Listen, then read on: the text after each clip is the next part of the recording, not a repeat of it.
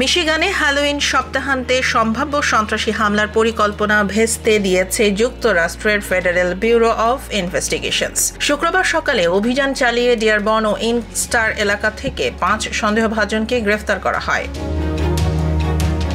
FBI পরিচালক কাশ প্যাটেল এক বিবৃতিতে জানান, এফবিআই এর দ্রুত পদক্ষেপ ও স্থানীয় সংস্থার সহযোগিতায় সম্ভাব্য সন্ত্রাসী হামলা ঠেকানো গেছে। তদন্তে জানা গেছে, গ্রেফতার হওয়া 5 জনই মধ্যপ্রাচ্যের একটি দেশের স্বাভাবিকীকৃত নাগরিক, যাদের আগ্নেয়াস্ত্র ও অস্ত্র প্রশিক্ষণে প্রবেশাধিকার ছিল।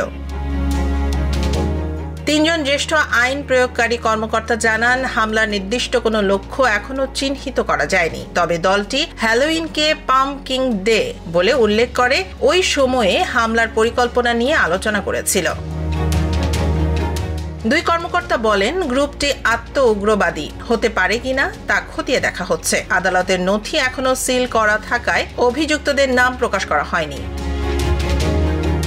মিশিগানের গভর্নর গ্রেনেট হুইটমার্ক এফবিআই এর পদক্ষেপের প্রশংসা করে বলেন, তাদের সতর্কতার জন্যই মিশিগান একটি নিরাপদ ও শান্তিপূর্ণ হ্যালোইন উদযাপন করতে পারবে।